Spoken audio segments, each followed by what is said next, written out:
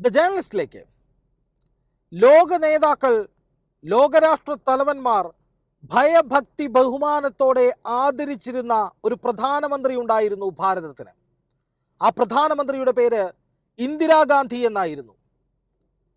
ലോകസഭകളിൽ ഇന്ദിരാഗാന്ധി എഴുന്നേൽക്കുമ്പോൾ ബഹുമാനത്തോടുകൂടി ആദരസൂചകമായി കൈയടിച്ചിരുന്ന, ശക്തമായ നിലപാട് പറയുമ്പോൾ അതുകേട്ട് അതിന് പിന്തുണ പ്രഖ്യാപിച്ചിരുന്ന, ചിലപ്പോൾ വെല്ലുവിളിക്കുമ്പോൾ അതിനു മുന്നിൽ ഭയപ്പെട്ട് തലകുനിച്ചിരുന്ന ഒരുപാട് ലോക നേതാക്കൾ ഇന്ദിരാഗാന്ധിക്ക് മുന്നിലുണ്ടായിരുന്നു.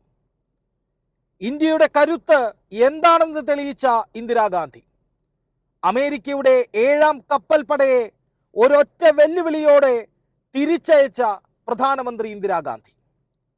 AB വാജ്പേയിയെ കൊണ്ട് ദുർഗ എന്ന് വിളിപ്പിച്ച ഇന്ദിരാഗാന്ധി.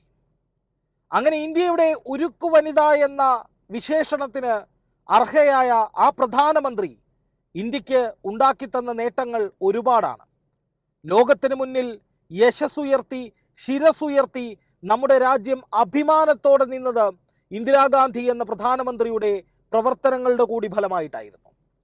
ആ ഇന്ദിരാഗാന്ധിയുടെ കൊച്ചുമകൾ പ്രിയപ്പെട്ട പ്രിയങ്ക ഗാന്ധി വയനാട്ടിലേക്ക് വരികയാണ്. കേരളത്തിൻ്റെ പൊന്നോമനയാകാൻ, കേരളത്തിൽ നിന്ന് മത്സരിച്ച് പാർലമെന്റിലെത്തി പാർലമെന്റിന്റെ ചുവരുകളെ വിറപ്പിക്കാൻ പ്രിയങ്ക ഗാന്ധി തയ്യാറെടുക്കുകയാണ്. അതെ, രാഹുൽ ഗാന്ധി റായ്ബറേലിയിലേക്ക് മടങ്ങുമ്പോൾ, വയനാട്ടിലെ MP സ്ഥാനം രാജിവെക്കുമ്പോൾ ആ പദം അലങ്കരിക്കാൻ വരുന്നത് പ്രിയങ്ക ഗാന്ധിയാണ്. രാഹുൽ ഗാന്ധിയുടെ പ്രിയ സഹോദരിയാണ്, ഇന്ദിരാഗാന്ധിയുടെ കൊച്ചുമകളാണ്. ഇന്ദിരാഗാന്ധിയുടെ രൂപവും ആകാരവും സംസാര ശൈലിയും നോട്ടവും ഇടപെടലുകളുമൊക്കെ, ആ ധൈര്യവും എല്ലാം സമ്മേളിക്കുന്നത് പ്രിയങ്ക ഗാന്ധിയിലാണ്. പ്രിയങ്ക ഗാന്ധിയുടെ സംസാര ശൈലിയും പാവങ്ങളോടുള്ള ദീനാനുകമ്പയും അതുപോലെ തെരഞ്ഞെടുപ്പ് വേദികളിലെ തീപ്പൊരി പ്രസംഗവും സരളമായ ഹിന്ദിയിലുള്ള സംസാര ശൈലിയുമെല്ലാം ഇന്ദിരാഗാന്ധിയെ അതുപോലെ എടുത്തു വച്ചിരിക്കുന്നത് പോലെ തോന്നും. ഞാൻ വെറുതെ പറയുകയല്ല, നിങ്ങൾ ഇന്ദിരാഗാന്ധിയുടെ പ്രസംഗവും പ്രിയങ്ക ഗാന്ധിയുടെ പ്രസംഗങ്ങളും ഒന്ന് താരതമ്യം ചെയ്തു നോക്കുക.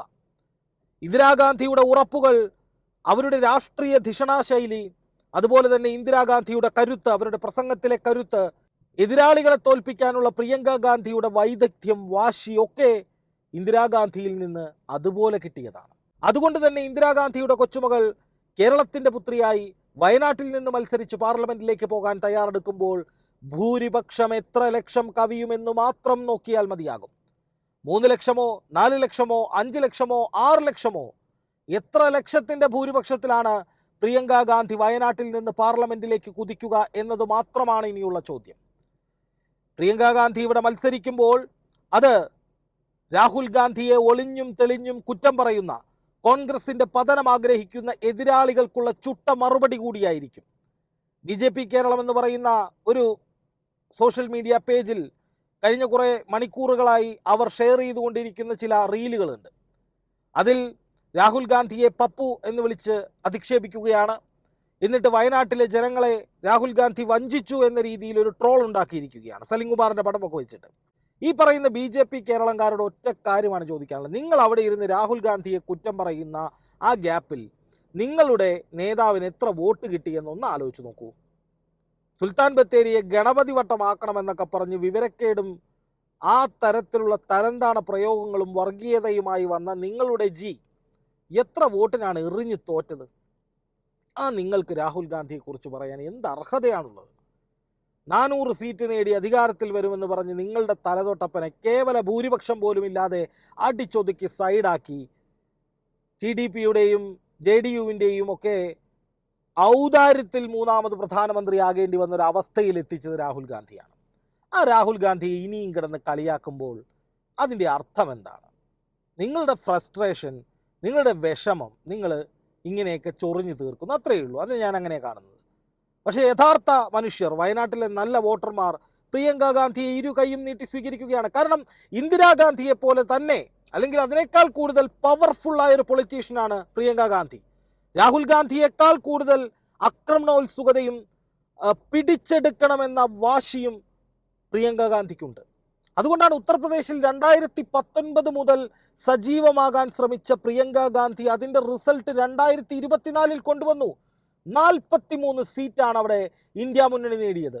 അതിൽ തന്നെ അമേഠിയിൽ സ്മൃതി ഇറാനി എന്ന രാഹുൽ ഗാന്ധിയെ നിരന്തരമായി അധിക്ഷേപിച്ച വനിതാ നേതാവിൻ്റെ അമിത്ഷായുടെയും മോദിയുടെയും ഒക്കെ പ്രിയങ്കരിയെ എറിഞ്ഞു തോൽപ്പിച്ചു.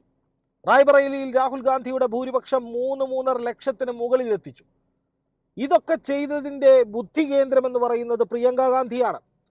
ഉത്തർപ്രദേശിൽ രാമജന്മഭൂമിയും വർഗീയതയും ന്യൂനപക്ഷ വിരുദ്ധതയും അതുപോലെ തന്നെ സവർണക്കാടും ഒക്കെ ഇറക്കി കളിച്ച BJP അവരുടെ പരമാവധി, അതും യോഗി ആദിത്യനാഥ് എന്ന ബുൾഡോസർ രാജിൻ്റെ തലതൊട്ടപ്പനായ മുഖ്യമന്ത്രി ഉള്ളിടത്ത്, അവർ തുടർച്ചയായി ഭരിച്ചു പോരുന്നിടത്ത് പ്രിയങ്ക ഗാന്ധി വളരെ നാമമാത്രമായ സീറ്റുകൾ മാത്രം കോൺഗ്രസിനുള്ള ഉത്തർപ്രദേശിൽ 5 വർഷം നിന്ന് പയറ്റുകയാണ്.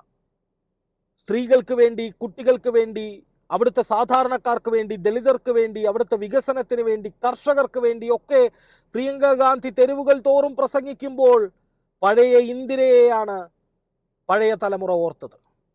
ഇന്ദിരാഗാന്ധി അതുപോലെ വന്ന് അവതരിച്ചതുപോലെയാണ് പഴയ തലമുറയിൽ ഇന്ദിരാഗാന്ധിയുടെ ഭരണം നേരിട്ട് അനുഭവിച്ചിട്ടുള്ള ജനങ്ങൾക്ക് തോന്നിയത്. അവർ തങ്ങളുടെ പുതുതലമുറയോടത് പറഞ്ഞു കൊടുത്തു. ഇന്ദിരാഗാന്ധി എന്നൊരു കരുത്തയായ ഉരുക്കു വനിത നമ്മുടെ പ്രധാനമന്ത്രിയായിരുന്നു. ആ പ്രധാനമന്ത്രിയുടെ കൊച്ചുമകളാണിവർ. ഇവരിതല്ല, ഇതിനപ്പുറം എതിരാളികളെ പ്രഹരിച്ചില്ലെങ്കിലേ അത്ഭുതമുള്ളൂ. അതാണ് സംഭവിച്ചത്.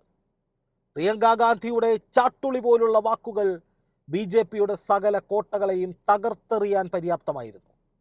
കോൺഗ്രസിൻ്റെ ജനറൽ സെക്രട്ടറിയായി നിന്നുകൊണ്ട് കോൺഗ്രസിൻ്റെ ബൂത്ത് കമ്മിറ്റികൾ മുതൽ പ്രവർത്തനം ഊർജ്ജസ്വലമാക്കി എല്ലാ ജനങ്ങളെയും വിശ്വാസത്തിലെടുപ്പിച്ച് കൂടെ നിർത്തി വലിയൊരു സാമ്രാജ്യമാണ് ഉത്തർപ്രദേശിൽ പ്രിയങ്ക ഗാന്ധി കെട്ടിപ്പടുത്തത്. ആ പ്രിയങ്ക ഗാന്ധി കേരളത്തിൽ വരുമ്പോൾ കേരളത്തിലെ സംഘപരിവാറിനും അത് വലിയ തിരിച്ചടിയാകും. കാരണം UDFനെ, കോൺഗ്രസിനെ തകർത്ത് ഇവിടെ ഒരു പ്രതിപക്ഷം എന്ന നിലയിൽ തുടക്കം കുറിക്കാനാണ് BJP കാത്തിരിക്കുന്നത്. ആ BJPക്ക് ശക്തമായ പ്രഹരമായിരിക്കും കേരള രാഷ്ട്രീയത്തിൽ പ്രിയങ്ക ഗാന്ധി വന്നാൽ ഉണ്ടാവുക എന്ന കാര്യത്തിൽ സംശയമില്ല. തകർന്നു തരിപ്പണമായ കോൺഗ്രസ് സംവിധാനത്തെ പുനരുജ്ജീവിപ്പിച്ച് ഉയർത്തെഴുന്നേൽപ്പിച്ച് യോഗി ആദിത്യനാഥിൻ്റെ കോട്ടകൊത്തളമായ UPയിൽ ഇന്ത്യ മുന്നണിയെ സജീവമാക്കി 43 സീറ്റ് നേടിയെങ്കിൽ ആ പ്രിയങ്ക ഗാന്ധി കേരളത്തിലും UDFനുള്ളിൽ, കോൺഗ്രസിനുള്ളിൽ അത്ഭുതങ്ങൾ സൃഷ്ടിക്കും. കേരളത്തിൽ മാത്രമല്ല, രാജ്യവ്യാപകമായൊരു കോൺഗ്രസ് ട്രെൻഡ് ശക്തമാക്കാൻ തീർച്ചയായും പ്രിയങ്ക ഗാന്ധിക്ക് കഴിയുമെന്ന കാര്യത്തിൽ ഒരു സംശയവുമില്ല. ഇപ്പം തെരഞ്ഞെടുപ്പിൽ ഇന്ത്യ മുന്നണി വലിയ മുന്നേറ്റം ഉണ്ടാക്കിയതിൻ്റെ ഒരു അലയൊലികൾ രാജ്യമെമ്പാടുമുണ്ട്. ഒരു തരംഗം, ഇന്ത്യ മുന്നണി അനുകൂല തരംഗം, പ്രതിപക്ഷ അനുകൂല തരംഗം, BJP വിരുദ്ധ തരംഗം അലയടിക്കുന്നുണ്ട്. അതിൻ്റെ കൂടെ പ്രിയങ്ക ഗാന്ധിയുടെ വിജയം വന്നാൽ അത് വലിയ തരംഗമായി മാറും. അതോടൊപ്പം മഹാരാഷ്ട്ര, ഹരിയാന, ഛത്തീസ്ഗഡ് തെരഞ്ഞെടുപ്പുകൾ, അവിടങ്ങളിലൊക്കെ കോൺഗ്രസിന് വലിയ പ്രതീക്ഷയാണ്. ഇന്ത്യ മുന്നണി വലിയ പ്രതീക്ഷ പുലർത്തുകയാണ്. മഹാരാഷ്ട്രയിലൊക്കെ BJPയും വിമത സംഘവും ഒക്കെ തകർന്നടിഞ്ഞിരിക്കുകയാണ്. അപ്പോൾ അവിടെയും വലിയ ഹൈപ്പ് ഉണ്ടാക്കുകയാണെങ്കിൽ പിന്നീട് പാർലമെന്റിലേക്ക് പ്രിയങ്ക ഗാന്ധി വരുന്ന സമയമാകുമ്പോഴേക്കും അത് വലിയൊരു തരംഗത്തിൻ്റെ പ്രകടനമായിരിക്കും. അതായത് പാർലമെന്റിൽ സ്വൈര്യമുണ്ടാകില്ല. അമിത്ഷായ്ക്കും മോദിക്കും അജണ്ടകൾ ഏകപക്ഷീയമായി നടപ്പാക്കാൻ ഇറങ്ങി പുറപ്പെടുന്ന ഒരാൾക്കും. അത് ഉറപ്പാണ്. പ്രിയങ്കയുടെ വയനാട്ടിലെ വരവ് ഒരു വലിയ മാറ്റത്തിൻ്റെ, വലിയ തരംഗത്തിൻ്റെ തുടക്കമാണ്. ഒരു സംശയവും വേണ്ട.